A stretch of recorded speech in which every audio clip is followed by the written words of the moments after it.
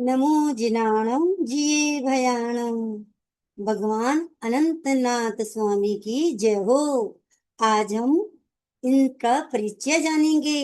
बंधुओं, अरहंत परंपरा का मूल संदेश यही है कि जीवन का ध्येय बहुत ऊंचा होना चाहिए। अधम, भोग, वासना मानव जीवन का लक्ष्य नहीं है। हमारा लक्ष्य जीवन मरण से मुक्त होकर शाश्वत सुख प्राप्ति को प्राप्त करना है।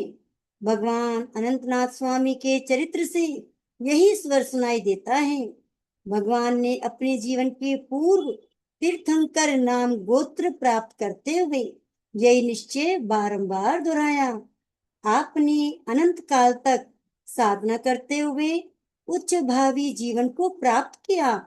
तीर्थंकर बनने के पूर्व भगवान अनंतनाथ स्वामी के पूर्व भव का विवरण प्राप्त करके हम इस तथ्य को ज्ञात कर सकते हैं।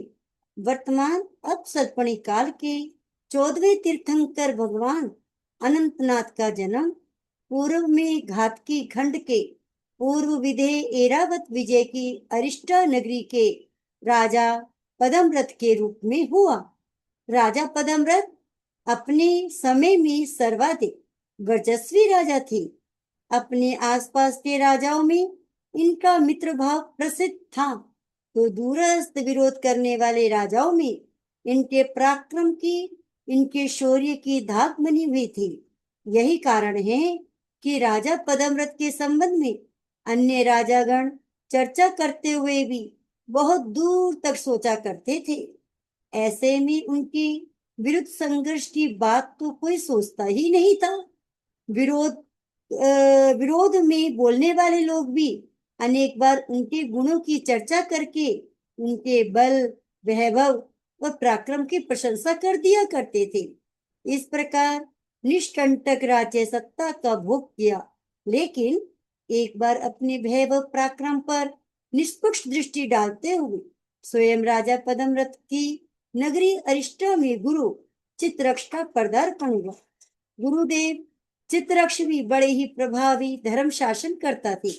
अनेक शिष्यों और श्रावकों की उनकी लंबी परंपरा थी। अतः राजा पदमरथ उनके दर्शनार्थ उनके चरणों में पहुंचे। गुरुदेव चित्ररक्ष ने राजा को अपने निकट बैठाकर जीवन के ऊर्ध्वगामी लक्ष्यों के बारे में प्रबोधन प्रदान किया। राजा के साथ ही राज परिवार एवं उच्च अधिकारी ही नहीं, दूर दूर से आई हुई प्रजा भी धर्म सभा में उपस्थित थी। गुरुदेव ने धर्म सभा को संबोधित करते हुए कहा कि विचार करो, हमारे जीवन का लक्ष्य क्या है? क्या हम भोग लिप्त रहकर जन्म जन्मांतर से जुड़े हुए पुण्य को समाप्त कर दें? क्या हम अपना मानव भव जिन लक्ष्यों के लिए प्राप्त हुआ है उससे भटकाकर गलत दिशा में ले जाए? विपथ पर जाकर हमें क्या प्राप्त होगा? ऐसे अनेक प्रश्नों को उठाते हुए गुरुदेव ने एक कथा का उदाहरण भी प्रदान किया, जो प्रकारांतर में राजा पदमरथ की आत्मा को जगाने हेतु था। गुरुदेव ने कहा कि एक बड़ा ही पराक्रमी राजा था। राजा का प्रभाव सर्वत्र समान रूप से था।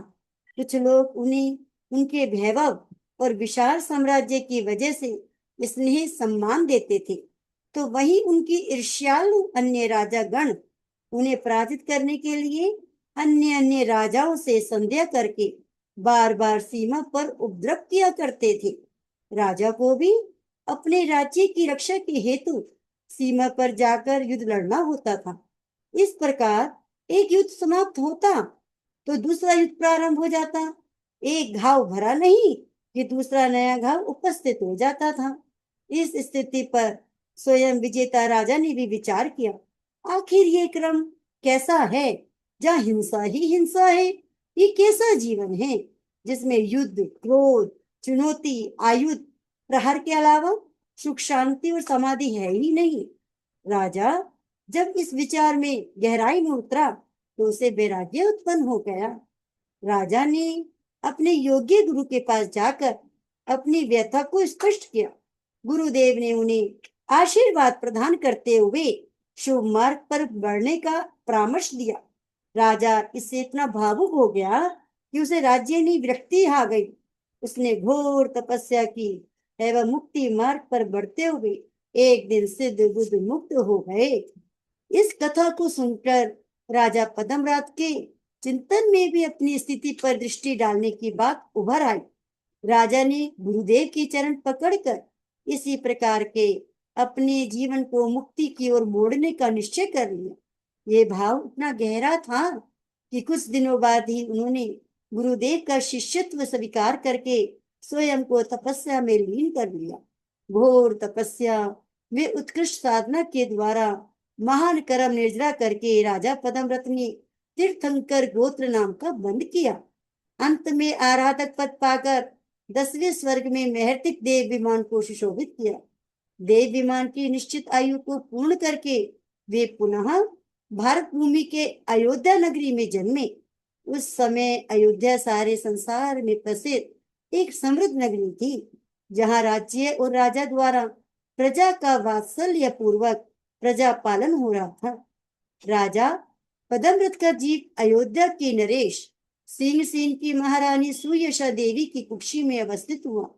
महारानी सुयशा देवी ने भी तीर्थंकर के आगमन स्वरूप 14 महान स्वप्न देखे। इन 14 महास्वप्नों का फल जानकर राजनिवास से लेकर प्रजा जन में भी हर्षोल्लास का वातावरण छा गया। गर्भकाल पूर्ण होने पर विशाख कृष्ण त्रयोदशी की मध्य रात्रि में बिना किसी पीड़ा के बालक का जन्म हुआ।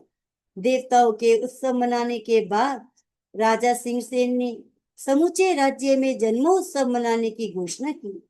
अनाथ एवं अभावग्रस्त लोगों के लिए अन्न दान, वस्त्र दान, धन दान आदि देकर उनके जीवन को सुखी बनाने का कार्य किया।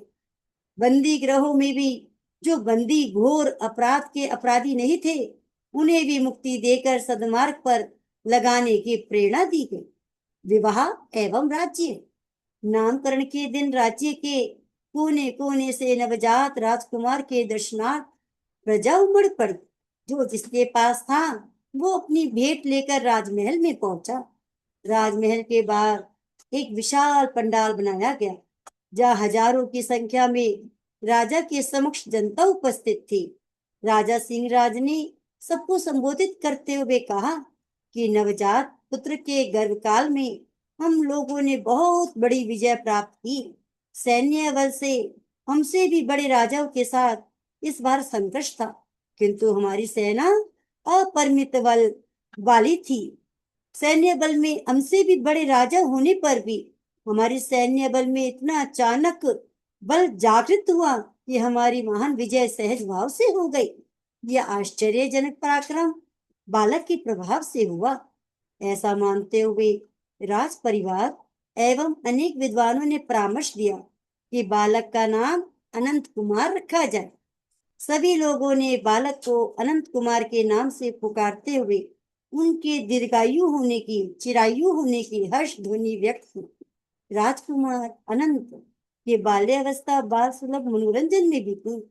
वे अपनी बाल सुलभ क्रीड़ाओं से न केवल अपने मित्रों बाल सखाओं को प्रभावित किया करते थे, बल्कि अनेक बार ऐसे अवसर भी आए जब संकट के क्षणों में अन्य बालक दूर भाग खड़े हुए, लेकिन किशोर वय के राजकुमार अनंत ने उस बाधा को चुनौती देकर जीत लिया।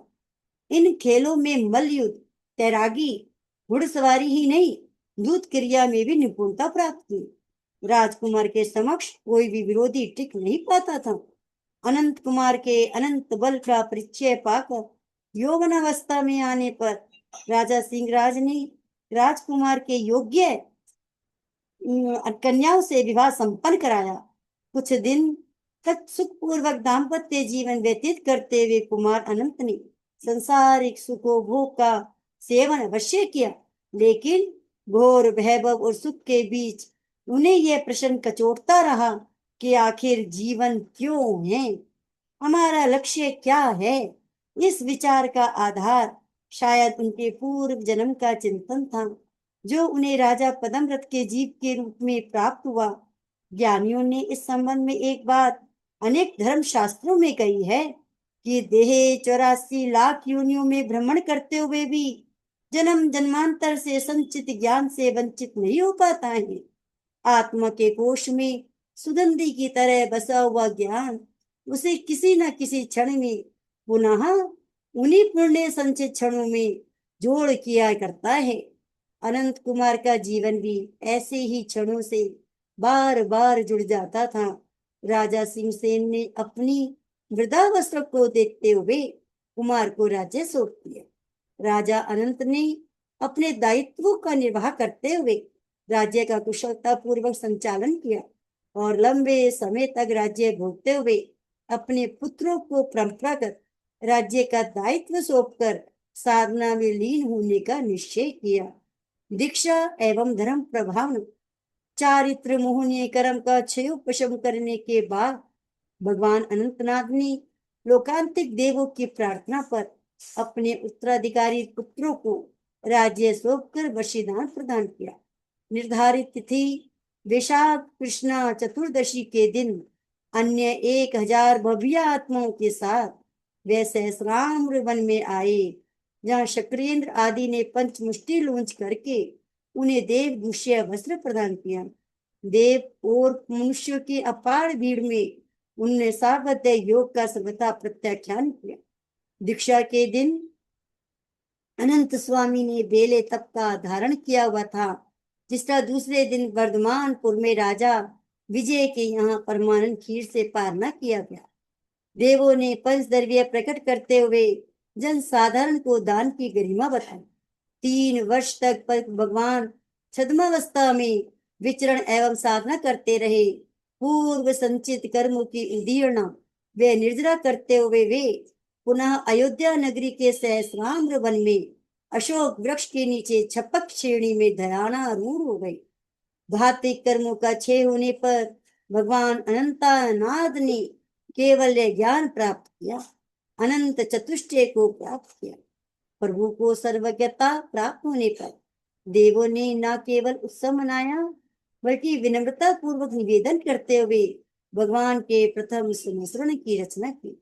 जन्मभूमि के आसपास के हजारों लोग प्रभु को सुनने के लिए स्वयं विकसित होते। भगवान ने उनके बीच प्रथम देशना प्रदान की। ये देशना उसी वैराग्य विषय पर आधारित थी जो भगवान अनंतनाथ का स्वभाव था। प्रभु ने जीवों के कल्याण की कामना से अपना प्रथम प्रवचन प्रदान किया। इससे प्रभावित होकर अनेक दिव्य आत्माओं ने संन्यास्त होकर स्वयं को साधना से जोड़ा। ये कर्म भी निरंतर आगे बढ़ता गया और आपके धर्म संघ में अनेक महान व्यक्तियों का जुड़ाव सहज भाव से होता गया। आपके धर्म परिवार में 50 गणधर, 50,000 केवल ज्ञानी, 5,000 मन प्रय ज्ञानी, 4,300 अवधि ज्ञानी, 8,000 विक्रिय लब्धिधारी, चतुर्दश पूर्वी 1,000 चर्चावादी धर्म प्रवक्ता, 3,200 साधु, 66,000 साधवियां, 62,000 2,06,000 श्रावक और 4,14,000 से अधिक श्राविकाओं ने धर्म संघ से जुड़कर अपना और अपने परिवारों का कल्याण किया। इस प्रकार छद्मस्त काल में 3 वर्ष एवं 7,50,000 वर्ष पूर्व दीक्षा व्यतीत करते हुए 30 लाख वर्ष पूर्व आयु पूर्ण करने पर चैत्र शुक्ला पंचमी के दिन रेवती नक्षत्र में खड्गासन मुद्रा एवं शुक्ल ध्यान में साधनारत रहते हुए सम्मेद शिखर में निर्वाण को प्राप्त किया। आपके साथ भव विपाकी कर्मों का अंत निकट देखकर 7,000 मुनियों ने भी भगवान के साथ ही अनशन करते हुए समस्त कर्मों को क्षीण किया एवं सिद्ध गुप्त मुक्त हुए। भगवान अनंतनाथ के निर्वाण क्षण में विश्व भर में इतना आलोक आलोकित हो गया कि एक क्षण के लिए तो नरक के जीव भी घोर अंधकार के बीच अचानक प्रकाश फैलने से चुंधिया गए। जिस समय प्रभु ने दैहिक सत्ता का त्याग किया उस समय नर नरेशों के साथ ही हजारों हजार जनता और चतुर्विद देवों की भी भारी भीड़ थी। इस प्रकार भगवान अनंतनाथ स्वामी ने अपना अनंत लब्धिशाली जीवन पूर्ण करके अपने जन्म को, अपने मरण को सार्थकता प्रदान करी बोलिए श्री अनंतनाथ स्वामी की जय। जिस तरह से उनका नाम था उसी प्रकार से उन्होंने अनंत गुणों को प्राप्त किया। हम भी वो क्षण आए कि जब हम भी इन अनंत गुणों को प्राप्त करें और देव गुरु धर्म के प्रति दृढ़ आस्था हो। जय गुरुदेव, जय महावीर, जय प्रेम सिंह, जय गुरुनाम। भगवान अनंतनाथ स्वामी की जय हो।